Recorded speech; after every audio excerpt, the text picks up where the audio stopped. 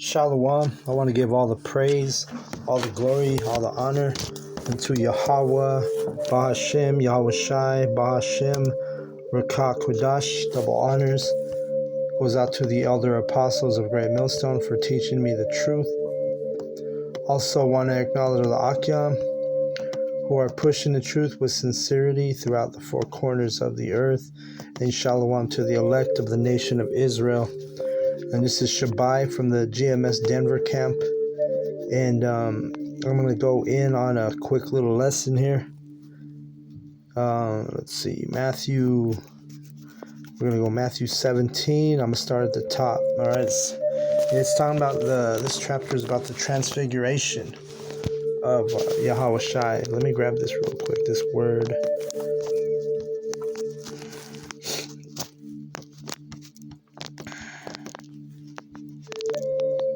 Yeah, it's talking about the transfiguration of Yahweh Shai.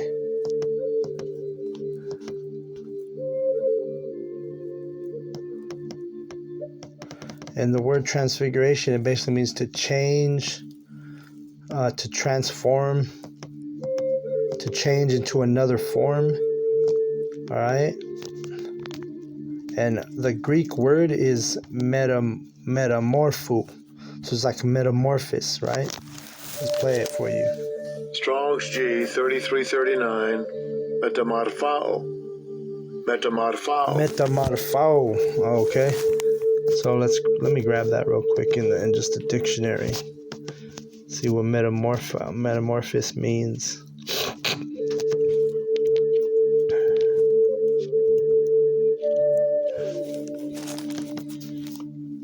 All right, let's see. Metamorphosis, it means to change, the process of transformation from an immature form to an adult form in two or more distinct stages. A change of form or nature of a thing or a person in a completely different one by natural or supernatural means. All right. And you think about it, man, we're going to have the power of metamorphosis, man. We're going to come into spiritual powers. We're going to have so much, man, it's going to be off the chain. We're going to have the power to metamorph into different things. All right? To change dang. We're going to have so many different powers. It's going to be crazy, brothers. But just thinking about that, you know what I'm saying? I read the read the definition, and just to think about it, man, it's crazy. So let's go ahead and read the scripture. Let's read this chapter. And I'm not going to read the whole chapter, because I do got class tonight with the brothers. We got our lesson. But I'm going to start at Matthew 17 and 1. It says, "And after 6 days Yahweh Shai taketh Peter and John his brother, and bringeth them up into a high mountain apart, and was transfigured before them. And his face did shine as the sun, and his raiment was white as the light." All right, and his face shining as the sun. Let's get this, one of my favorite verses. Ecclesiastes. It's either 8:1 or 8:1:8. Yeah, 8:1. Salakia.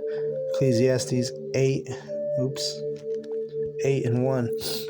It said, "Who is as the wise man, and who knoweth the interpretation of a thing? A man's wisdom maketh his face to shine, and the boldnesses of his face shall be changed." All right.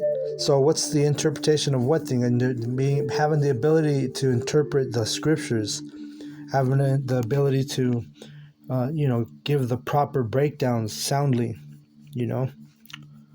So this will make a man's face shine, and his face shall be changed, it says right here, right? So let's get to Matthew 17 and 2. It says, "And was transfigured before them, and his face did shine as the sun, and his raiment was white as the light." So Yahweh Shai, remember when also Moses, when he came down from receiving the law, he was glowing, right? Because when this law gives you power, brothers. It gives you, you get a shine on you, man. Let's see.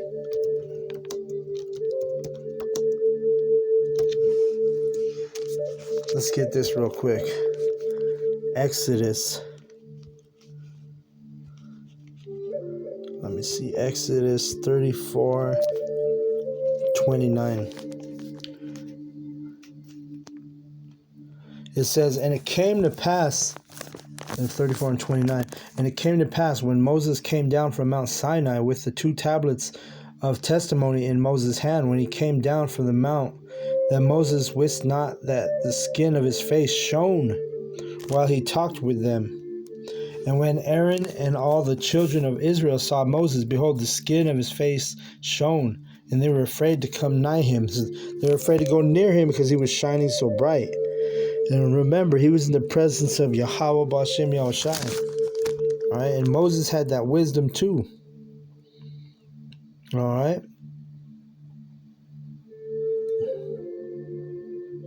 To the point where he had to put a veil on his face because he was shining, man. And that's the thing. That's what this lesson does. It puts an aura on us, puts a glow on us. You know, like a lot of times, brothers, we've mentioned it. We leave camp, you know, after we hold camp, we might go get a bite to eat, you know, and people are just kind of looking at our group, looking at our table, and it's because they can see this shine on us, you know, and this is humbly speaking. I'm not trying to speak braggadociously, but it's literally, you know, brothers, there's a certain glow that comes with this knowledge, that comes with this wisdom, and it's an aura that others can see on us, you know. Everything's through the Spirit, you know. But let's keep reading. And behold, there appeared unto them Moses and Elias talking with him. So Peter and James and John, right? They're all with Yahushai. Yahushai's all of a sudden he's glowing, right?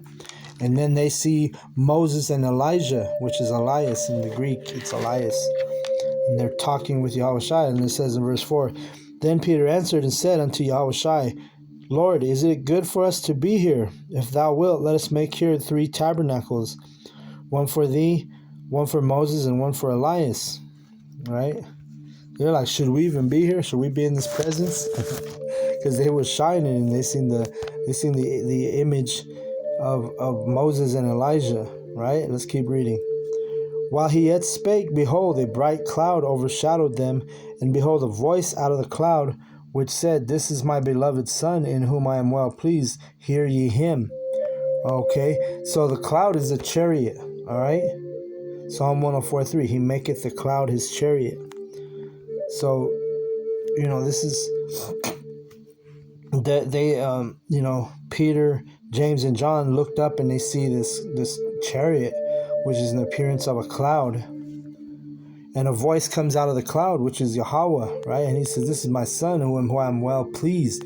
Hear ye him. So again, showing this is 2 different entities, Yahweh the Father, Yahweh Shai the Son. You got all these bug outs trying to say that Yahweh Shai is Yahweh, and that's not true. Verse 6. And when the disciples heard it, they fell on their face and were sore afraid, right? Because they see basically a chariot, they hear the voice of Yahweh, which, remember, Yahweh's voice is strong like many waters, right? Powerful voice. They're afraid. They just fell on their face. That's a sign of just subjection, humbleness. Verse 7, or that's a gesture of humbleness, gesture of subjection. Verse 7, and Yahushua came and touched them and said, Arise, and be not afraid. And when they had lifted up their eyes, they saw no man save Yahushua only. So they only saw Yahushua. Moses and Elijah were not there anymore.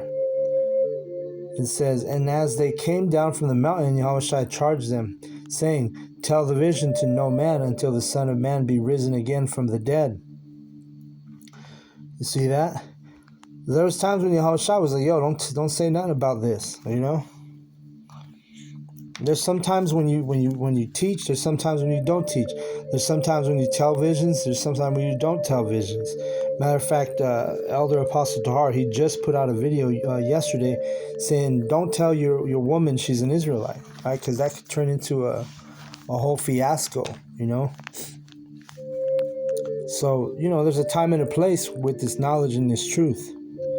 Verse 10, and his disciples asked him, saying, Why then say the scribes that Elias must come first? And Yahushua answered and said unto them, Elias shall truly come first and restore all things. Right? Let's get this in Malachi 4 and 5. It says, Behold, I will send you Elijah the prophet before the coming of the great and dreadful day of Yahweh. And he shall turn the heart of the fathers to the sons, and the heart of the sons to their fathers, lest I come and smite the earth with a curse. Right? Elijah the prophet. And remember, Elijah, Elias, John the Baptist, also Abba Bivens, our elder Abba Bivens, all the same spirit. Because they all did what? They all came and restored. There was a process of restoration, turning our minds to our fathers. Like it says right here, he shall turn the heart, which is mind, turn the mind of the fathers to the sons, and the heart and the mind of the sons to their fathers. So that's why we came back into this knowledge and this truth, was because of Yahweh Shai first and foremost. But it was the job of Elijah, and then in John the Baptist, and then in this age, Elder Abba Bivens, he brought us back into our right mindset, okay? So this is Matthew 17. That's why they're asking about Elijah, right? It says here, But I say unto you that Elias is come already, and they knew him not, but have done unto him whatsoever they listed. Likewise also shall the Son of Man suffer of them. Then the disciples understood that he spake unto them of John the Baptist. All right, so they knew that it was the reincarnation. They knew that because they were like, hey, we thought Elijah was supposed to come first and restore all things. And he says, look, Elijah already came. And they stumbled on him. Just like they were stumbling, the Jews in that time, the wicked Jews, they stumbled on Yahweh Shai. Just like right now, the wicked Israelites, they stumble on the prophets of today. They were a stumbling block. We're all stumbling blocks to the unbelievers, to the ones who don't understand or don't have the spirit to receive this knowledge and receive this truth. All right? This is then the disciples understood that he spake unto them of John the Baptist, right? Because Elijah came back as John the Baptist. John the Baptist came back as Elder Abba Bivens. Through the Spirit and through faith, we believe that wholeheartedly. All right? So there's reincarnation in the Bible, which you have to have faith and understanding to be able to receive that teaching. All right? And then there's also, hey, you have this wisdom, you have this knowledge. It's going to put a shine on the men who have this knowledge and this truth. All right? So I just wanted to do a quick hitter. I got class tonight with the brothers. Got a few other things to do, so I'm gonna go ahead and take care of my obligations.